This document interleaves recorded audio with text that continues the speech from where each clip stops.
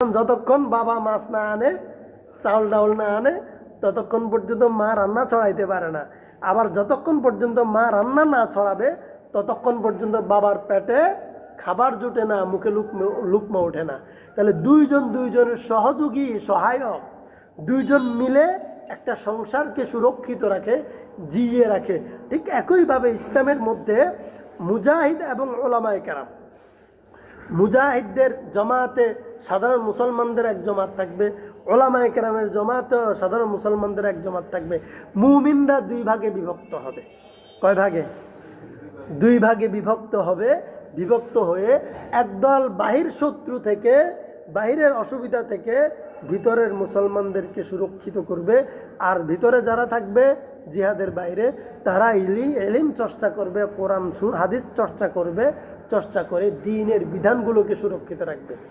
এইভাবে দুইজনের সহযোগিতায় ইসলাম পরিপূর্ণ নিরাপদ থাকবে, প্রচার প্রসার হবে, যে কোনো শত্রুর অনিষ্ট থেকে, ষড়যন্ত্র থেকে সুরক্ষিত থাকবে। সুবহানাল্লাহ। আম্মা বা'দু ফাআউযু বিল্লাহি মিনাশ শাইতানির রাজীম। বিসমিল্লাহির রহমানির রহিম। وما كان المؤمنون لينفروا كافة فلولا نفر من كل فرقة منهم طائفة ليتفقهوا في الدين ولينذروا قومهم إذا رجعوا إليهم لعلهم يحذرون يا أيها الذين آمنوا قاتلوا الذين يلونكم من الكفار وليجدوا فيكم غلظة واعلموا أن الله مع المتقين صدق الله العظيم سبحانك لا علم لنا إلا ما علمتنا إنك أنت العليم الحكيم رب زدني علما رب اشرح لي صدري ويسر لي أمري واحلل عقدة من لساني يفقهوا قولي। আল্লাহ পাকের দরবারে লাখো কোটি শুকরিয়া, আমাদেরকে আল্লাহ তাআলা মায়া করে আল্লাহ তাআলার হুকুম সালাতুল ইশা বা জামাত আদায় করার তৌফিক দিয়েছেন। এরপরে আল্লাহ তাআলা আমাদেরকে তার কালাম থেকে কিছু কথা বলার এবং শোনার সুযোগ করে দিয়েছেন। এই জন্য আমরা সকলের পরে আলহামদুলিল্লাহ। আমরা আজকে তিলাওয়াত করেছি সূরাতুত তাওবার 122 এবং 23 নম্বর আয়াতে কালিমা। আমাদের সূরাতুত তাওবার শেষ পর্যায়ে এই সূরা 129 আয়াত আছে। আলহামদুলিল্লাহ, আমাদের ধারাবাহিক আলোচনায় আজকে 22 এবং 23 নম্বর আয়াত থেকে আমরা কিছু আলোচনা করব। ওয়ামা তাওফীক ইল্লা বিল্লাহ। আল্লাহ তাআলা এই সূরা শুরু করেছেন বারাআতুম মিনাল্লাহি ওয়া রাসূলিহি, আল্লাহ এবং তার রাসূলের পক্ষ থেকে সম্পর্ক ছিন্ন করার, ত্যায্য করার যে বিধান, সেই বিধান দিয়ে শুরু হয়েছে। কাদের সাথে সম্পর্ক ছিন্ন হওয়া? যারা বেঈমান, তাদের সাথে ইমানদারের সম্পর্ক ছিন্ন করার বিধান দিয়ে এই সূরা শুরু হয়েছে। আর আজকের আয়াতের মধ্যে গুরুত্বপূর্ণ দুইটা বিষয় উল্লেখ করেছেন। এক নম্বরে উল্লেখ করেছেন ইলম শিখার গুরুত্ব, আরেক নম্বরে উল্লেখ করেছেন জিহাদ করার গুরুত্ব। অর্থাৎ ইসলামের প্রাথমিক যুগে যখন ইসলাম শুরুর দিকে ছিল, তখন মুসলমানদের সংখ্যা কম ছিল। যেমন তাবুকের যুদ্ধ পর্যন্ত বিধান ছিল যতজন মুসলমান শারীরিকভাবে সক্ষম, জিহাদ করার মতো শক্তি আছে, সুস্থতা আছে, যুদ্ধ করার মতো, যখনই আল্লাহর পক্ষ থেকে আল্লাহর হাবিবের মাধ্যমে জিহাদের ঘোষণা আসতো, তখনই শারীরিক সক্ষম প্রত্যেকটা মুসলমান পুরুষদের উপর জিহাদ করা ফরজ ছিল। যেরকম আমরা এর আগে আলোচনা শুনেছিলাম, তাবুকের যুদ্ধে কিছু মুসলমান জিহাদে না যাওয়ার কারণে আল্লাহ রাসূল সাল্লাল্লাহু আলাইহি সাল্লাম তাদের সাথে কথা বলা নিজে বন্ধ করছেন, অন্য মুসলমানদেরকেও কথা বলতে নিষেধ করছেন। ওই মুসলমানদের বিবিদেরকেও বলে দিয়েছেন, তোমরা তোমাদের স্বামীর সাথে আর থাকবা না। আমরা আলোচনা শুনছি না এ বিষয়ে। এরপরে এই আয়াতগুলো নাজিল হয়েছে। এই আয়াতগুলো নাজিল হওয়ার প্রেক্ষাপট হইল বা কারণ হইল, তখন পর্যন্ত একটা পর্যায় ছিল, একটা পর্যায় যখন শেষ হয়েছে তখন বিধানকে আল্লাহ পরিপূর্ণ করে দিলেন, একটা মূলনীতি আমাদেরকে দিলেন। সেই মূলনীতি হইল এখন থেকে মুসলমানদের মধ্যে সবাই একত্রে জিহাদে বের হবে না, আবার মুসলমানদের সবাই এলেম শিখতে চলে যাবে না জিহাদ ছেড়ে। তো মুসলমানরা মৌলিকভাবে দুই ভাগে বিভক্ত হবে। যেরকমভাবে একটা ফ্যামিলিতে দুইজন মূল কর্তা থাকেন, একজন নারী একজন পুরুষ, একজন বাবা একজন মা, একটা ফ্যামিলিতে দুইজনে তাদের ফ্যামিলির দুই জায়গায় দুইটা কাজ ভাগ করে নেয়। মা ঘরের কাজ, বাড়ির ভিতরের কাজ মায়ের দায়িত্ব নিয়ে নেয়, আবার বাড়ির বাহিরের সকল কাজ বাবা দায়িত্ব নিয়ে নেয়। দুইজনে দুইটা দায়িত্ব পালন করে। যখন দেখা যায় যে একটা ঘরে মা তার এই দায়িত্ব থেকে নিজেকে দূরে সরিয়ে নেয়, সন্তান লালন পালন, বাড়িতে রান্নাবান্না, খাবারের বন্দোবস্ত, ঘর হেফাজতে রাখা, সংরক্ষণ করার যে দায়িত্ব, এটা যখন মা ঘরের বাইরে চাকরির কারণে এটা যখন এই দায়িত্ব থেকে অব্যাহতি নেয়, তখন এই ঘরের দায়িত্ব পালনের জন্য একজন কর্মচারী বুয়া নিয়োগ দিতে হয়। কিন্তু বাবা নিজের চাকরি ছেড়ে এই দায়িত্ব পালন করে না। অর্থাৎ মা চাকরির লোভে নিজের ঘরের মূল দায়িত্ব থেকে নিজেকে দূরে সরায় না, কারণ এই দায়িত্বটা পালন করতে হয়, এটা অবহেলা করার কাজ না। এই জন্য টাকা দিয়ে হলেও একজন কর্মচারীকে রেখে নিজের সন্তানকে লালন পালন করতে হয়, ঘর পরিপাটি করতে হয়, ধোয়া মোছার কাজ করতে হয়, তারপর রান্নাবান্নার কাজ করতে হয়। হ্যাঁ, যদি কাজ এত বেশি হয়, সহযোগীর প্রয়োজন হয়, সেটা এক বিষয়, কিন্তু মূল দায়িত্বে একজন থাকতে হয়, তদারকির জন্য হইলেও। কাজ বেশি হইলে তদারকির জন্য লোক লাগে না। দেখেন, বাবার যখন বাহিরের কাজ সামলাইতে আসে, সব কাজ বাবা একা পারে না, তার সহযোগীর জন্য কর্মচারী নিয়োগ দেয়।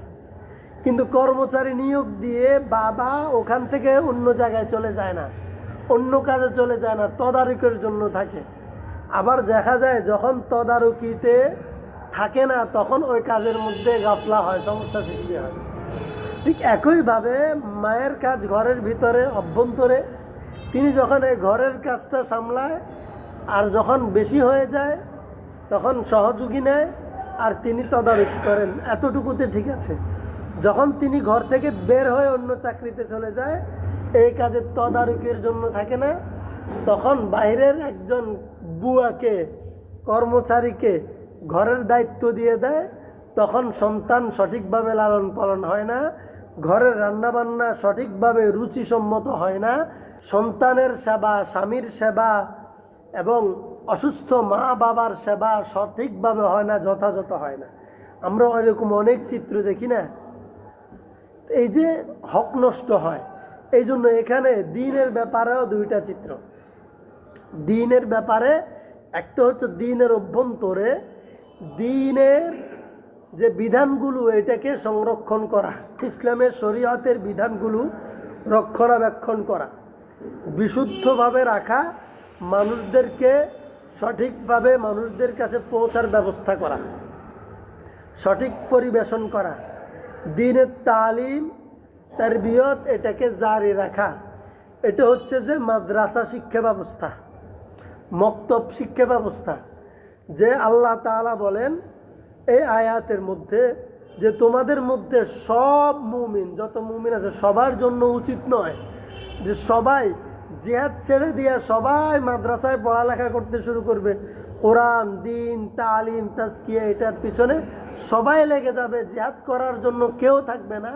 এটা যেরকম উচিত নয়, আবার এটাও উচিত নয় সকল মুমিন একত্রে জিহাদে বের হয়ে যাবে, এদিকে কোরআনের তালিম করার কেউ থাকবে না, তাহলে কোরআন শিখার কেউ থাকবে না, এলেম শিখানোর কেউ থাকবে না, দ্বীন চর্চা করা, দ্বীনের এলেম শিখা, এলেম প্রচার প্রসার করা, এই কাজের জন্য কেউ থাকবে না, এটাও উচিত নয়।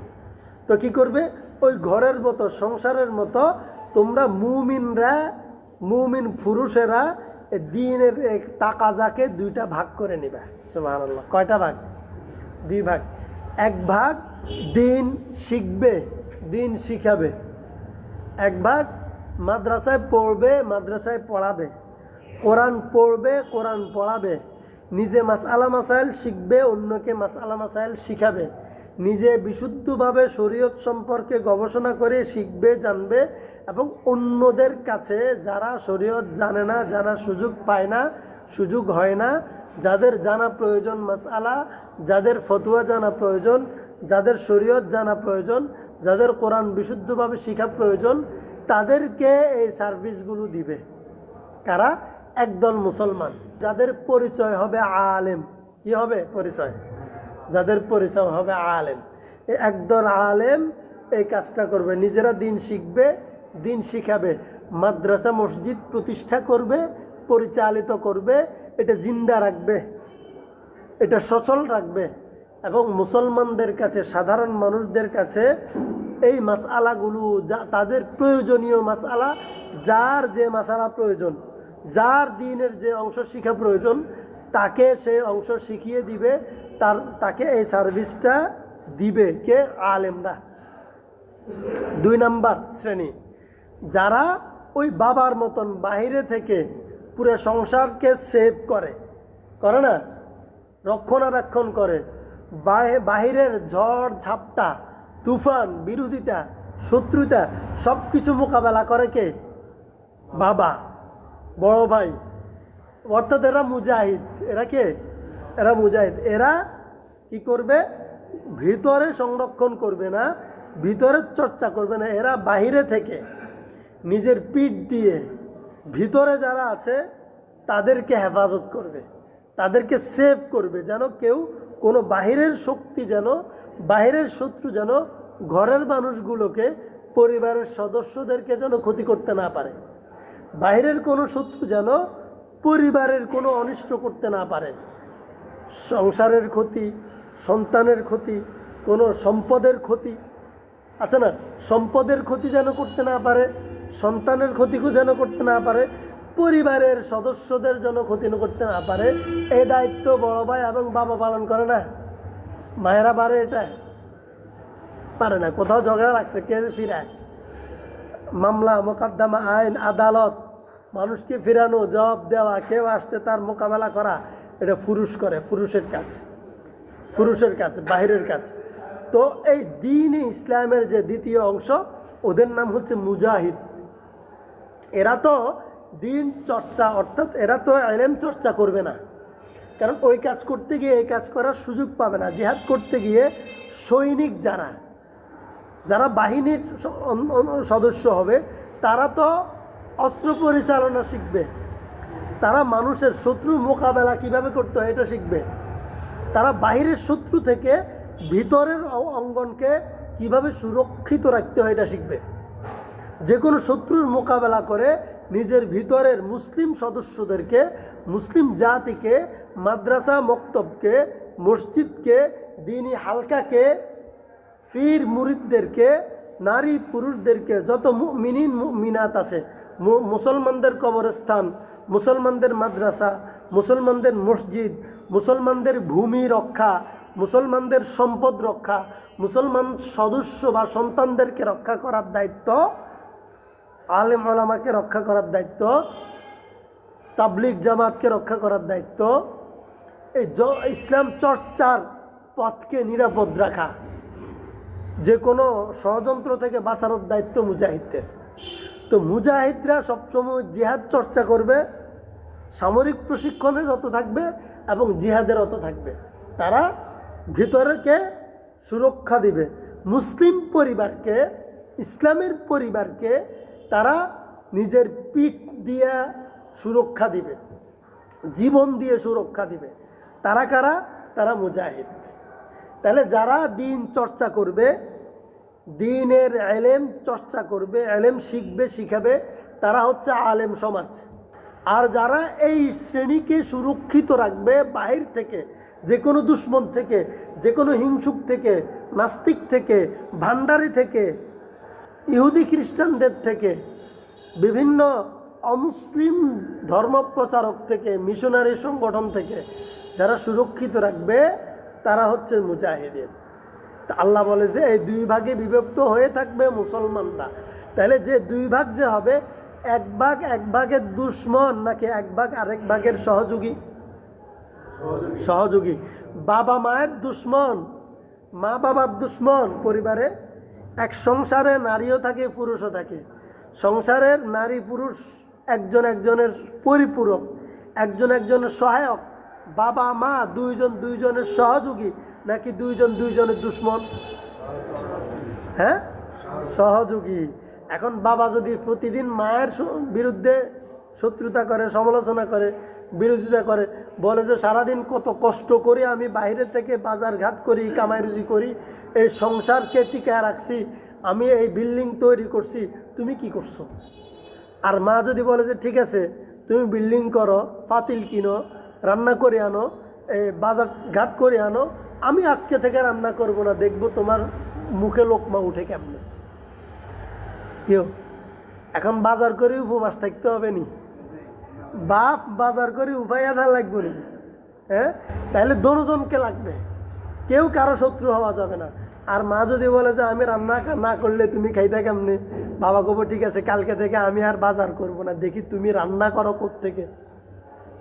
এখন দর্জি টক ভালো বৈধান ছাড়া আর কোনো উপায় আসেনি। এই জন্যই তো মায়েরা সকালে আটে গে মাছ লাগবো, মাছ আনন্দ ছাড়া আমি আগুন জ্বালাতে পারি না, কয় না? এখন যতক্ষণ বাবা মাছ না আনে, চাউল ডাউল না আনে, ততক্ষণ পর্যন্ত মা রান্না ছড়াইতে পারে না। আবার যতক্ষণ পর্যন্ত মা রান্না না ছড়াবে ততক্ষণ পর্যন্ত বাবার পেটে খাবার জুটে না, মুখে লুকমা ওঠে না। তাহলে দুইজন দুইজনের সহযোগী, সহায়ক, দুইজন মিলে একটা সংসারকে সুরক্ষিত রাখে, জিইয়ে রাখে। ঠিক একইভাবে ইসলামের মধ্যে মুজাহিদ এবং ওলামায়ে কেরাম, মুজাহিদদের জমাতে সাধারণ মুসলমানদের এক জমাত থাকবে, ওলামায়ে কেরামের জমাতে সাধারণ মুসলমানদের এক জমাত থাকবে। মুমিনরা দুই ভাগে বিভক্ত হবে। কয় ভাগে? দুই ভাগে বিভক্ত হবে। বিভক্ত হয়ে একদল বাহির শত্রু থেকে, বাহিরের অসুবিধা থেকে ভিতরের মুসলমানদেরকে সুরক্ষিত করবে। আর ভিতরে যারা থাকবে জিহাদের বাইরে, তারা ইলিম চর্চা করবে, কোরআন হাদিস চর্চা করবে, চর্চা করে দ্বীনের বিধানগুলোকে সুরক্ষিত রাখবে। এইভাবে দুইজনের সহযোগিতায় ইসলাম পরিপূর্ণ নিরাপদ থাকবে, প্রচার প্রসার হবে, যে কোনো শত্রুর অনিষ্ট থেকে, ষড়যন্ত্র থেকে সুরক্ষিত থাকবে। সুন্দর না?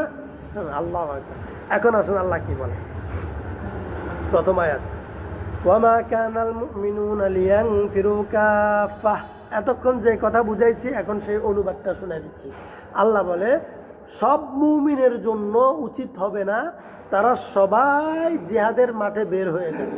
সব মুমিনের জন্য উচিত হবে না একত্রে সবাই জিহাদে বের হয়ে যাবে লেখাপড়া ছেড়ে। ফালাউলা নাফারা মিন কুল্লি ফিরকাতিন মিনহুম তাইফা লিয়াতাফাক্কাহু ফিদ্দীন। মুমিনদের মধ্যে একটা জমাত, এক দলের বা কিছু মুমিনের জন্য উচিত, কিছু মুমিনের জন্য উচিত তারা জিহাদে না গিয়ে কোরআন হাদিস লেখাপড়ায়, কোরআন হাদিস চর্চায় রত থাকা, মাদ্রাসায় লেখাপড়ায় তারা নিয়োজিত থাকা।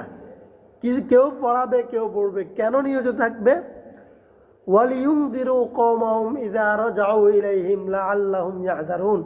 তারা যখন কোরআন হাদিস ভালো করে শিখে, দিন শিখে তাদের গ্রামে গঞ্জে আসবে, এবং যারা জিহাদে আছে তাদের যখন ইসলামের বিধান লাগবে, শরীয়তের বিধান লাগবে, মাসালার প্রয়োজন হবে না শরীয়ত মতো চলার জন্য।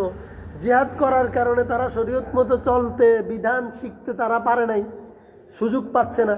তো তাদেরকে মাসআলা শিখাবে, তাদেরকে প্রয়োজন মতো মাসআলা বলে দিবে, দিক নির্দেশনা দিবে শরীয়তের। এবং গ্রামগঞ্জে তারা ফিরে আসবে, তাদের সমাজে আসবে, তাদের মহল্লায় আসবে।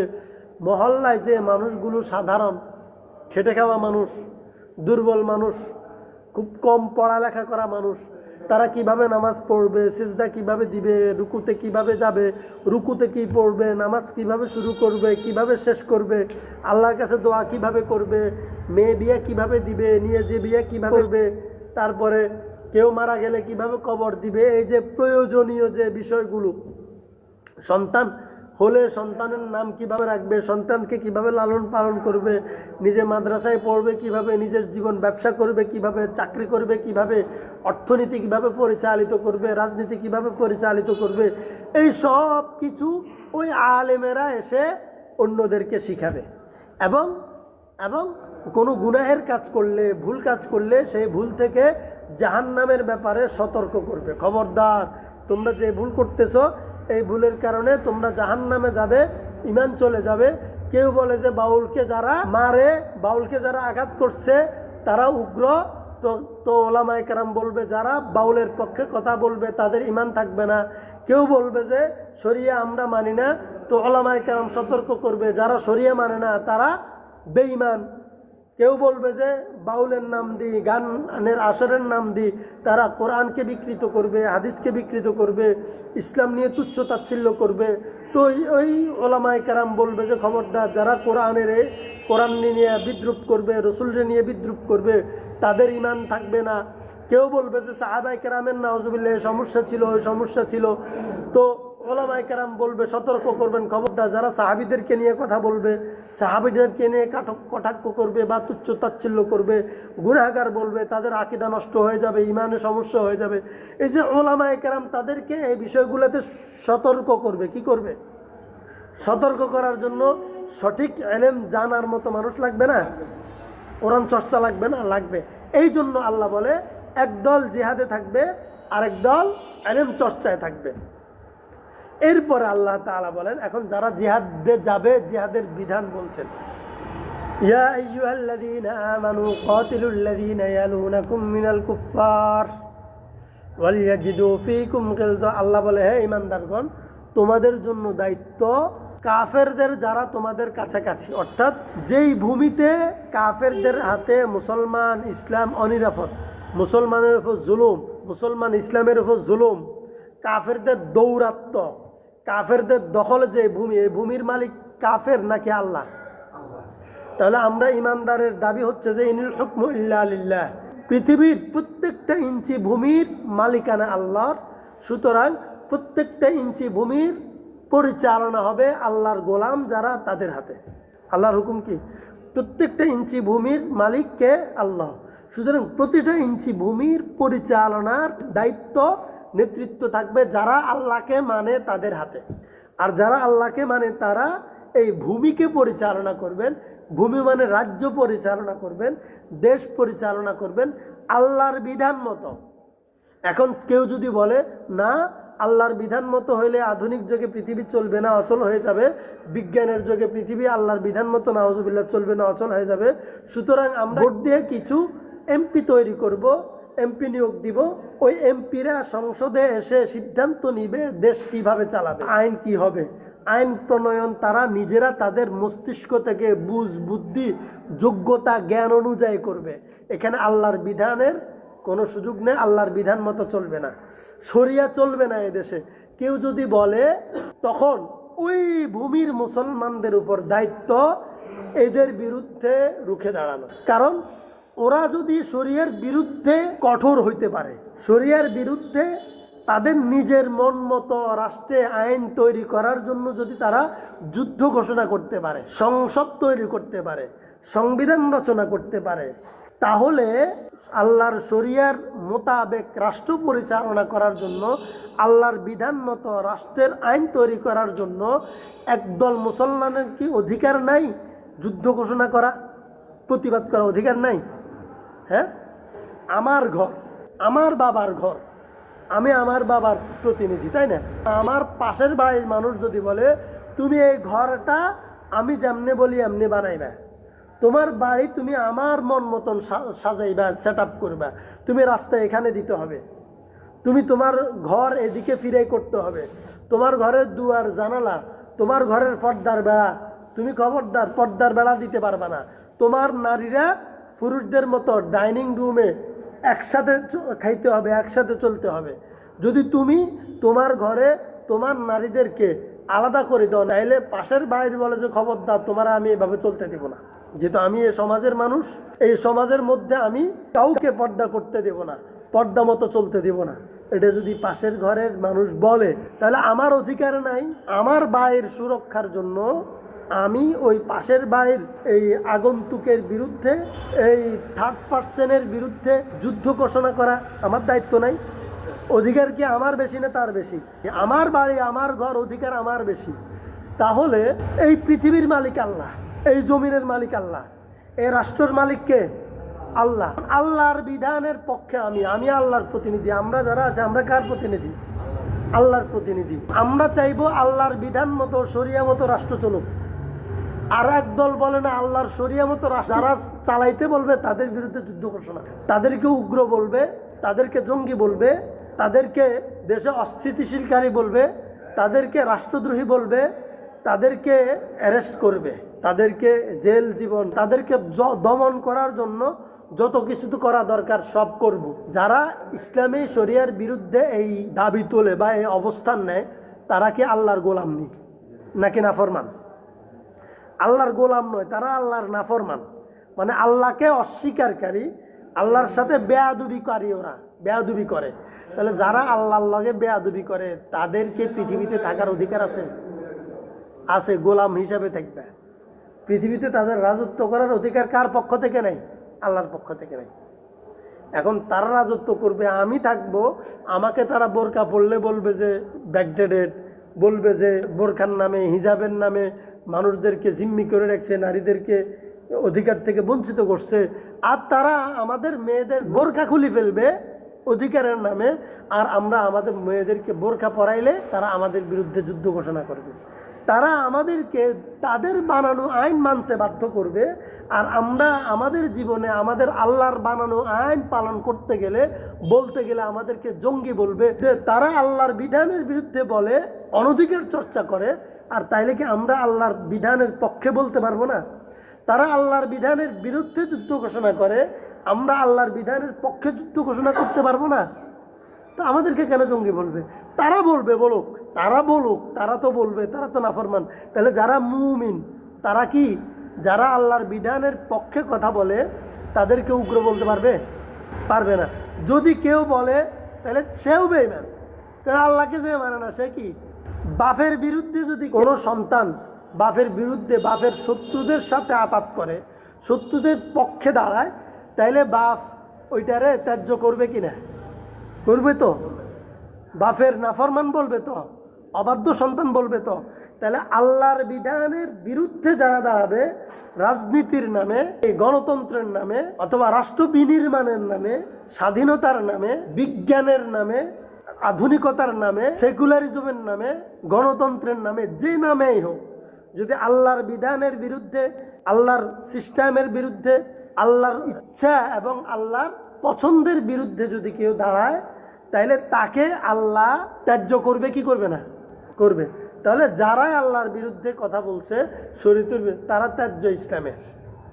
এই জন্য এই সূরার শুরুতে বলছে বারাআতুম মিনাল্লাহ, যারা আল্লাহর বিধানের বিরুদ্ধে, আল্লাহর পছন্দের বিরুদ্ধে, আল্লাহর আইনের বিরুদ্ধে, আল্লাহর হুকুমতের বিরুদ্ধে অবস্থান নেবে, তাদের সাথে তুমি সম্পর্ক ছিন্ন করবে। এই জন্য ওমর রাদিয়াল্লাহু তাআলা আনহু বলছেন, ইয়া রাসূলুল্লাহ সাল্লাল্লাহু আলাইহি সাল্লাম, আমাদের আত্মীয় স্বজন যারা আপনার বিরুদ্ধে, ইসলামের বিরুদ্ধে যুদ্ধ করছে, অবস্থান নিছে, তাদেরকে আমাদের হাতে তুলে দেন। যার আত্মীয় যে, সে তার আত্মীয়কে নিজ হাতে হত্যা করব, প্রমাণ করব। আত্মীয়তার চেয়েও ইসলামের গুরুত্ব আমার কাছে বড়। আমার দেশের আইনের চেয়েও আল্লাহর আইনের গুরুত্ব আমার কাছে বড়। গণতন্ত্র, সেকুলারিজমের চেয়েও ইসলামী শরীয়তের গুরুত্ব আমার কাছে বড়। এটা প্রমাণ করা কার দায়িত্ব? আমার দায়িত্ব। যে মুমিন তার দায়িত্ব।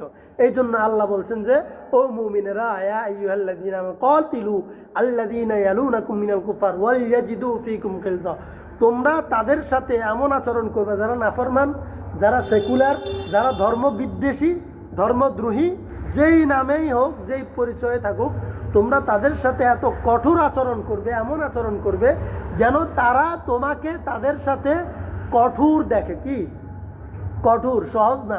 তারা যেন এটা বুঝে, গো আমি শরিয়ার বিরুদ্ধে চলি, এই জন্য তারা আমাকে পাত্তাই দেয় না, আমার সাথে ভালো আচরণ করে না, আমাকে এক রত্তি ছাড় দেয় না। এটা বলা যাবে তো? এই অবস্থায় চলা এটা আমার দুপুর কর্তব্য। ওয়ালামু এবং মুমিন তোমরা জেনে রাখো আন্নাল্লাহ নিশ্চয় আল্লাহ তাআলা মাল মুত্তাকিন, যারা সেকুলার সরকারকে ভয় করে না, যারা গণতান্ত্রিক সরকারকে ভয় করে না, যারা জালিম প্রশাসনকে ভয় করে না, শুধুমাত্র আল্লাহকে ভয় করে। ওয়ালামু আন্নাল্লাহ মাল মুত্তাকিন, যারা শুধুমাত্র আল্লাহকে ভয় করে তাদের সঙ্গী আল্লাহ হয়ে যান। সুবহানাল্লাহ, আল্লাহ তাদের সাথে থাকেন। আল্লাহ তাদের সাথে মানে আল্লাহর সাহায্য, আল্লাহর ভালোবাসা, আল্লাহর সহযোগিতা, আল্লাহর পক্ষ থেকে যা দরকার সব কিছু তারা পাবে যারা আল্লাহকে ভয় পায়। এখন আমরা জালিম প্রশাসনকে, নাফরমান প্রশাসনকে, নাফরমান রাষ্ট্রনায়ককে, নাফরমান রাজনীতি, শরিয়া বিরোধী, হ্যাঁ, তারপরে ইসলাম বিরোধী, কোরআন সুন্নাহ বিরোধী, আল্লাহর বিধান বিরোধী, আল্লাহর হুকুমত বিরোধী যেই মানুষগুলো, সেই মানুষগুলোকে ভয় করব নাকি আল্লাহকে ভয় করব? আল্লাহকে ভয় করব। সুতরাং আল্লাহকে সঙ্গী পেতে চায় যারা, তারা আল্লাহকে ভয় করবে, এদের বিরুদ্ধে অবস্থান নিবে, এদের সাথে কঠোর অবস্থানে থাকবে, কঠোর আচরণ করবে। এদের সাথে ভালো আচরণ কেমনে?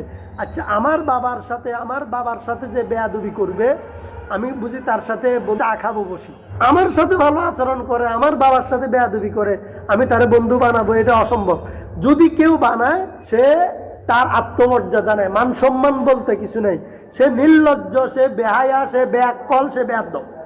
তাহলে যেই মুসলমান আলেম হোক, সাধারণ মানুষ হোক, যেই শ্রেণীর হোক, যেই মুসলমান কোন শরিয়া বিরোধী মানুষের কাছে, শরিয়া বিরোধী নেতার কাছে, বাতিল সেকুলার ব্যক্তি নেতার কাছে অথবা গণতান্ত্রিক নেতার কাছে যে বলে যে আমি শরিয়া মানি না, আমরা শরিয়া মানি না, শরিয়া বিরোধীদের কাছে, যারা সবসময় ইসলামের দুশ্মনদেরকে সহযোগিতা করে, তাদের পক্ষে, তাদের সাথে যারা সুন্দর আচরণ করে, তাদেরকে যারা মেহমান বানায়, তাদেরকে সম্মানের চেয়ারে বসায়, তাদের সাথে সব সময় সুসম্পর্ক রাখে, যারা, তারা যদি আলেম হয়, তারা যদি মুসলমান হয়, তারা যেই শ্রেণীর মুসলমানই হোক, তারা আত্মমর্যাদাহীন, তারা বেগায়রত, তারা নির্লজ্জ, তারা বেহায়া, তারা ব্যাককল এবং বোকা, তাই না?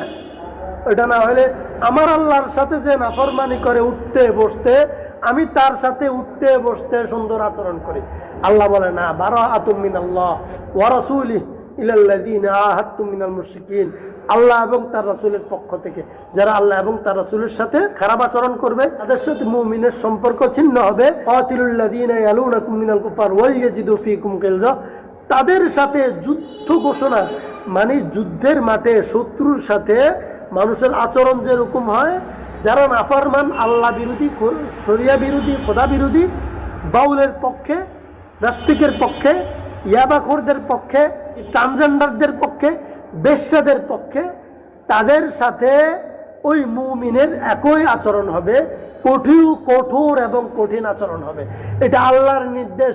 কোনো ভয়ে, শক্তির ভয়ে, জালেমের ভয়ে, জুলুমের ভয়ে, ক্ষমতার লোভে কোনোভাবে তাদের সাথে সুন্দর আচরণ করা যাবে না। ইন্নাল্লাহা মাআল মুত্তাকিন, যারা আল্লাহকে প্রকৃতভাবে ভয় করার মতো ভয় করে, আল্লাহ তাদেরকে সহযোগিতা করে, তাদের সঙ্গী হয়, তাদের সাথে থাকে। তাহলে আমরা বুঝছি না কোরআনের বিধান, আমরা কি এই বিধান মতো চলতে পারি? এটা তো কোরআনে স্পষ্ট আয়াত। আমরা যদি বিধান মতো চলতে না পারি, তাহলে প্রতি মুহূর্তে আমরা আল্লাহর কাছে ইস্তেগফার করব, নিজেকে অপরাধী মনে করব, কি নিজের ভুলের পক্ষে সাফাই গাইব না, নিজেকে সবসময় আল্লাহর দরবারে অপরাধী হিসাবে উপস্থাপন। আল্লাহ, আমি তো আপনার বিধান সব মানতে পারি না, আমি আপনার কাছে অপরাধী, আমাকে আপনি ক্ষমা করে দেন। আল্লাহ, আমি আপনার কাছে অপরাধী, আমাকে ক্ষমা করেন। আর যে মানুষগুলো বলবে আমি তো চেষ্টা করি কত মানুন, কদ্দুর মানতে মারুন, আর কত পারুন, আর কত করুন, কেউ যদি এইটা বলে, তারা নাফরমান, তারা দাম্ভিক, তাদের মধ্যে ইস্তেগফারের আমল নাই। সুতরাং যাদের কাছে ইস্তেগফার নাই, তাদের কোনো ক্ষমা নাই। আল্লাহ তাআলা আমাদেরকে ক্ষমা করুন, সঠিকভাবে চলার তৌফিক দান করুন, আমিন।